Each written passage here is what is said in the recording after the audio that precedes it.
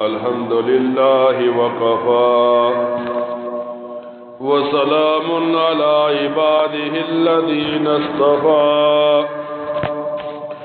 خصوصا على سيد الرسل وخاتم الأنبياء أما بعد فأعوذ بالله من الشيطان الرجيم بسم الله الرحمن الرحيم قال الله تبارك وتعالى وذروا ظاهر الإثم وباطنه صدق الله مولانا العظيم إن الله وملائكته يصلون على النبي يا أيها الذين آمنوا صلوا عليه وسلموا تسليما اللهم صل على محمد وعلى آل محمد كما صليت على إبراهيم وعلى آل إبراهيم إنك حميد مجيد اللهم بارك على محمد وعلى آل محمد كما باركت على إبراهيم وعلى آل إبراهيم إنك حميد مجيد۔ قرآن کریم کی ایک آیت مبارکہ کا ایک حصہ تلاوت کیا۔ اللہ رب العزت ارشاد فرماتے ہیں کہ تم بچو گناہوں سے، چاہے وہ گناہ ظاہری ہوں یا باطنی ہوں، یعنی وہ گناہ تم لوگوں کے سامنے کرتے ہو یا وہ گناہ تم لوگوں سے چھپ کر کرتے ہو۔ فرماتے ہیں جب آدمی کوئی گناہ کرتا ہے تو یہ گناہ کرنا اللہ تعالی کی نافرمانیوں میں گنا جاتا ہے۔ ایک آدمی سوال پوچھتا ہے گناہ کسی کہتے ہیں تو آسان سا حل اسے بتا دیا گیا کہ اللہ تعالی کی نافرمانی کرنے کو، نبی کریم صلی اللہ علیہ وسلم کے سنت طریقے کو چھوڑنے کو اور بدعات پر عمل کرنے کو گناہ کہتے ہیں۔ اب ایک آدمی اللہ تعالیٰ کے حکم کو چھوڑے تب بھی گناہ ہے، نبی علیہ السلام کی سنت کو چھوڑے تب بھی گناہ ہے، اس کے ساتھ اگر وہ کسی بدعت پر عمل کرے تب بھی گناہ ہے۔ تو فرماتے ہیں جب ایک آدمی ظاہراً گناہ کرے یا چھپ کر گناہ کرے، گناہ میں یہ تاثیر رکھ دی گئی کہ اس کی وجہ سے دل پریشان ہو جاتا ہے۔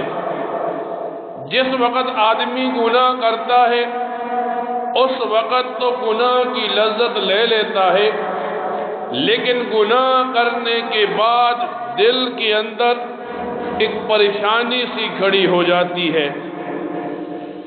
اس لیے علماء لکھتے ہیں کہ گناہ چھوٹا ہو یا بڑا وہ اللہ تعالی کی نافرمانی ہوتی ہے۔ فرماتے ہیں ایک آدمی جب گناہ کرتا ہے تو گناہ کچھ وجوہات کی بنا پر کرتا ہے۔ پہلی بات یہ، آدمی سمجھتا ہے میں گناہ کر رہا ہوں، مجھے دیکھنے والا کوئی نہیں، لوگوں سے چھپ کر گناہ کرتا ہے۔ اب ایک آدمی ساری دنیا سے چھپتا ہے لیکن اللہ تعالیٰ کو نظر آ رہا ہوتا ہے۔ جب اللہ کو نظر آتا ہے تو گویا اس کا یہ گناہ اس کے نامہ اعمال میں لکھا جا رہا ہوتا ہے۔ پھر فرماتے ہیں ایک آدمی گناہ کرتا ہے چھپ کر تو اس کے ذہن میں دوسری وجہ یہ ہوتی ہے کہ کسی کو گناہ کے بارے میں پتہ نہیں چلے گا، حالانکہ حدیث کی کتابوں میں آتا ہے، نبی پاک صلی اللہ علیہ وسلم فرماتے ہیں جب آدمی گناہ کرتا ہے تو اللہ تعالیٰ اسے ایک کالی سیاہ چادر پہنا دیتا ہے اور چھپ کر کیا ہوا گناہ لوگوں کی زبانوں پر آ جاتا ہے۔ فرماتے ہیں تیسرا گناہ آدمی اس وجہ سے کرتا ہے، وہ سمجھتا ہے میں اکیلا ہوں، حالانکہ جب وہ گناہ کر رہا ہوتا ہے اس کے ساتھ دو فرشتے ہوتے ہیں، اس کے ساتھ اس کا رب ہوتا ہے جو اسے دیکھ رہا ہوتا ہے۔ اور چوتھا گناہ انسان کرتا ہے بے حیا ہونے کی وجہ سے۔ جب آدمی میں حیا نہیں رہتا پھر وہ آدمی ہر قسم کا گناہ کرتا ہے، گناہ کرنے کی وجہ سے پریشان نہیں ہوتا، نیکی کرنے کی وجہ سے وہ آدمی خوش نہیں ہوتا، یعنی اس کا نفس ایسا بن جاتا ہے کہ نہ اسے گناہ پر غم ہوتا ہے نہ نیکی پر خوشی حاصل ہوتی ہے۔ فرماتے ہیں اسی لیے ایک مسلمان کو یہ بات سمجھا دی گئی کہ جب ایک مسلمان گناہ کر رہا ہوتا ہے، گناہ کرتے ہوئے اگرچہ وہ چھپ کر گناہ کرتا ہے لیکن اس پر 4 گواہ قائم ہو جاتے ہیں، جب قیامت کا دن ہوگا یہ آدمی نہیں بول سکے گا اور وہ 4 گواہ اس پر گواہی دیں گے۔ فرماتے ہیں پہلا گواہ کرام الکاتبین، جو 2 فرشتے کندھوں پر ہوتے ہیں جو بندے کے گناہ اس کے نامہ اعمال میں لکھتے ہیں، قیامت کے دن کے لیے وہ 2 گواہ بن جاتے ہیں۔ فرماتے ہیں دوسرا اس کا نامہ اعمال اگر نیکیاں ہوں گی تو جنت میں لے جائے گا، اگر برائیاں زیادہ ہوں گی تو جہنم میں لے جائے گا۔ پھر فرماتے ہیں آدمی جس زمین پر گناہ کرتا ہے قیامت کے دن زمین کا وہ ٹکڑا گواہ بن جائے گا۔ اور چوتھا فرماتے ہیں اس انسان کے ہاتھ بولیں گے، اس کے کان بولیں گے، اس کے جسم کے اعضاء بولیں گے جس کے ساتھ یہ گناہ کرتا ہے۔ یعنی آدمی گناہ سمجھتا ہے کہ میں اکیلے کر رہا ہوں، لیکن گواہ قیامت کے دن اللہ تعالیٰ کھڑے کر دے گا۔ فرماتے ہیں اللہ تعالیٰ نے انسان کو بالخصوص مسلمان کو بھیجا تو 2 راستے اس کے سامنے رکھ دیے، ایک راستہ تابعداری کا، ایک راستہ نافرمانی کا۔ اگر انسان تابعداری کرتا ہے تو اللہ تعالیٰ اسے جنت میں ڈالے گا، اگر انسان نافرمانی کر کے شیطان کو خوش کرتا ہے تو اللہ تعالیٰ اسے جہنم میں ڈالے گا۔ فرماتے ہیں دنیا کے اندر جب انسان گناہ کرتا ہے تو شیطان 2 وجہ سے اسے ورغلاتا ہے۔ فرماتے ہیں یا تو انسان میں شہوات کو کھڑا کر دیتا ہے یا انسان میں شبہات کو کھڑا کر دیتا ہے۔ فرماتے ہیں انسان آنکھ سے دیکھتا ہے غیر محرم کو، زنا کی ابتدا ہو جاتی ہے۔ فرماتے ہیں انسان حرام کھانے لگ جاتا ہے، انسان گناہوں کی طرف دوڑ کر جاتا ہے، تو یہ اس کے شہوات کے گناہ بن گئے۔ یا اس کے مقابلے میں اس انسان کے ذہن میں شیطان شبہات ڈالتا ہے۔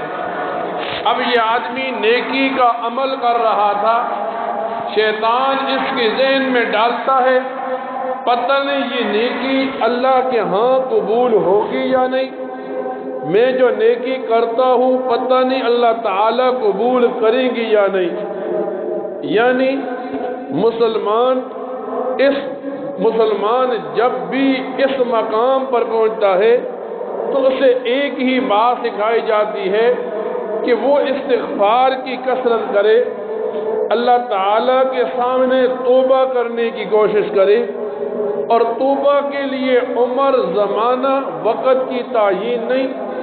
جیسے بھی انسان اللہ کے سامنے توبہ کرے گا، اللہ اس کی توبہ کو قبول بھی کرتے ہیں، پھر اس کے گناہوں کو مٹا دیا جاتا ہے، یہاں تک کہ گواہوں کو وہ گناہ بھول جاتے ہیں، کرامن کاتبین کو بھول جاتے ہیں، وہ گناہ اس کے نامہ اعمال سے مٹا دیے جاتے ہیں۔ جب انسان دنیا میں آتا ہے، گناہ کرنے کے بعد وہ توبہ کرتا ہے، تو توبہ کرنے کی وجہ سے شریعت مطہرہ اس انسان کو شاباش دیتی ہے، اس انسان کے اس کام کی اچھے طریقے سے پذیرائی کرتی ہے۔ فرماتی ہیں جب آدمی کسی گناہ سے توبہ کرے تو کیسی کرے؟ فرمایا پہلا یہ کہ آدمی کے ذہن میں ہو کہ میں جو گناہ چھوڑ رہا ہوں اب آج کے بعد کبھی گناہ نہیں کروں گا۔ جب آدمی کے ذہن میں یہ بات ہوگی کہ میں آج کے بعد گناہ نہیں کروں گا، اگر گناہ ہو بھی جائے گا تو اللہ توبہ کی توفیق اس بندے کو دے دیں گے۔ فرماتے ہیں اسی طرح انسان جب استغفار کرتا ہے، استغفر اللہ پڑھتا ہے، تو گویا یہ اپنے رب کے سامنے شرمندہ ہوتا ہے کہ میں نے گناہ کیا، اب میں اس گناہ کے اوپر شرمندہ ہوں۔ تو فرمایا اس وجہ سے کہ آدمی سے گناہ ہو جائے تو رب کے سامنے استغفار کرے۔ فرماتے ہیں تیسرا یہ آدمی سے گناہ ہو جائے تو نیکی کا کام کرنے کی کوشش کرے۔ یوں آتا ہے حدیث کی کتابوں میں ان الحسنات یذہبن السیئات، آدمی جب نیکی کرتا ہے تو نیکی کی وجہ سے اس کے گناہوں کو مٹا دیا جاتا ہے۔ پھر فرماتے ہیں چوتھا یہ کہ ایک مومن دوسرے مومن کے لیے دعا کرتا ہے تو اگلے مومن کے گناہ معاف ہو جاتے ہیں۔ مثال کے طور پر ایک آدمی کسی مردے کا جنازہ پڑھتا ہے، کسی مرے ہوئے کے لیے ایصال ثواب کی دعا کرتا ہے تو مرنے والے آدمی کے گناہوں کو اللہ تعالی مٹا کر رکھ دیتے ہیں۔ فرمایا پانچواں جب کسی آدمی سے گناہ ہو تو شریعت مطہرہ سکھاتی ہے اللہ کی راہ میں صدقہ کرنا۔ جب آدمی گناہوں کے بعد صدقہ کرتا ہے تو یہ صدقہ اس کے گناہوں کو مٹا دیتا ہے، لیکن یہ صدقہ اس وقت قبول ہوتا ہے جب آدمی کے پاس جو مال ہوتا ہے وہ حلال کا ہو۔ آج کل لوگ حرام مال اکٹھا کر لیتے ہیں، پھر حرام مال سے صدقہ نکالتے ہیں، حرام مال سے زکوٰۃ نکالتے ہیں، یہاں تک کہ حرام مال سے مسجد کی تعمیر میں، مسجد کے کاموں میں وہ پیسے لگا دیتے ہیں۔ جب یہ حرام پیسہ مسجد میں آتا ہے تو مسجد کی آبادی، مسجد کی نورانیت کو ختم کر دیا جاتا ہے۔ تو ایک مسلمان کو بتایا گیا صدقہ اس وقت کرے جب اس کا مال حلال کا ہو، اس لیے کہ حدیث کی کتابوں میں آتا ہے نبی پاک صلی اللہ علیہ وسلم فرماتے ہیں ایک آدمی نے حرام مال سے زکوٰۃ صدقہ نکالا اور اس کی نیت ثواب کی تھی تو یہ آدمی فعلی طور پر کافر ہو جاتا ہے، یعنی اس نے ایک حرام کو حلال بنانے کی کوشش کی۔ پھر فرماتے ہیں آدمی مصیبت پر صبر کرے۔ دنیا کے اندر ایک آدمی گناہ کرتا ہے، اللہ تعالیٰ کوئی مصیبت بھیج دیتے ہیں۔ اب یہ مصیبت کس وجہ سے بھیجی جاتی ہے؟ یا تو بندے کے گناہوں کو مٹانے کے لیے یا اس کے درجات کو بلند کرنے کے لیے۔ فرماتی اسی طرح آدمی جب قبر میں پہنچے گا قبر دبانا شروع کرے گی۔ اب یہ قبر کا دبانا دماغ میں رہ کر یہ آدمی ڈرتا ہے اور ڈر کی وجہ سے گناہ چھوڑتا ہے، تو یہ اس کے لیے ایک اور نمونہ بن جاتا ہے۔ فرماتے اسی طرح اس آدمی کے سامنے قیامت کی گرمی ہو. حدیث کی کتابوں میں یوں آتا ہے، نبی پاک صلی اللہ علیہ وسلم فرماتے ہیں قیامت کے دن اتنی زیادہ گرمی ہوگی، ہر آدمی اپنے پسینے میں ڈوبا ہوگا اور اتنا ڈوبا ہوا ہوگا. فرماتے ہیں جس نے تھوڑے گناہ کیے وہ گھٹنوں تک، جس نے اور زیادہ گناہ کیے یہاں تک کہ ایک آدمی گردن تک اپنے پسینے میں ڈوبا ہوگا. اب فرماتے ہیں آدمی کی ذہن میں یہ بات ڈال دی گئی اس گرمی سے بچنے کے لیے اپنے گناہوں کو چھوڑے. فرماتے اسی طرح نبی کریم صلی اللہ علیہ وسلم کی شفاعت کو سامنے رکھے کہ نبی پاک صلی اللہ علیہ وسلم اپنے امتی کی شفاعت کریں گے. پھر فرماتے ہیں یہاں تک کہ اللہ تعالی قیامت کے دن اس آدمی کو بھی جہنم سے نکالے گا جس آدمی کے دل میں ذرہ برابر ایمان کا ہوگا. اب جب ان ساری باتوں کو سامنے رکھ دیا گیا، ایک مسلمان کو اس بات کی طرف لا کر کھڑا کر دیا کہ مسلمان جب بھی نیکی کا کوئی کام کرنے کی کوشش کرے پھر وہ کام ہو جائے تو ایک تو دل کے اندر شبہات نہ ڈالے. جب اللہ تعالی نیکی کرنے دیتا ہے تو پھر اس نیکی کو اپنے ہاں قبول کرتا ہے. اللہ تعالی جس بندے سے راضی ہوتا ہے اس بندے کو اللہ تعالی اپنے گھر میں یا اپنا فرمانبردار بننے کی کوشش کرتا ہے. اب ایک مسلمان جب نیکی کر لیتا ہے تو فرماتے ہیں نیکی کرنے کے بعد اپنے رب کے سامنے اس نیکی کو بنانے کی کوشش کرے، اللہ کے ہاں اسے قبول کروانے کی کوشش کرے.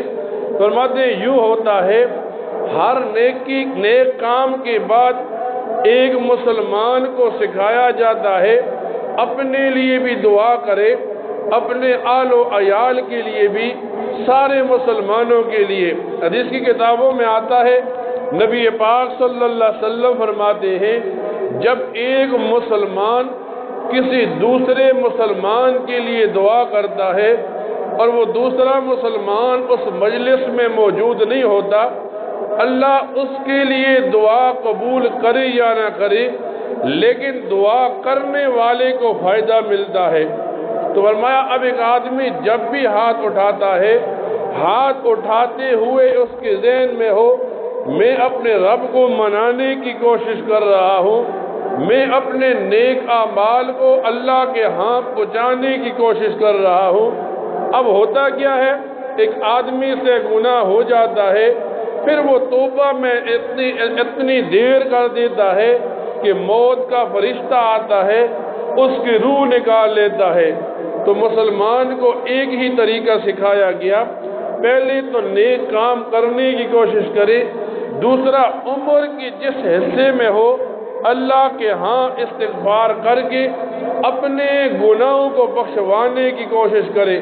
جب مسلمان یہ کام کرے گا اللہ تعالی خوش ہوں گے اور خوش ہونے کی وجہ سے دنیا میں بھی اہل ایمان بنا کر اٹھائیں گے، قبر کو بھی روشن بنا دیں گے، آخرت کی منزلیں بھی آسان فرما دیں گے.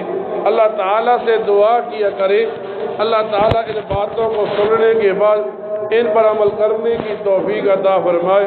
وآخر دعوانا الحمد للہ رب العالمین.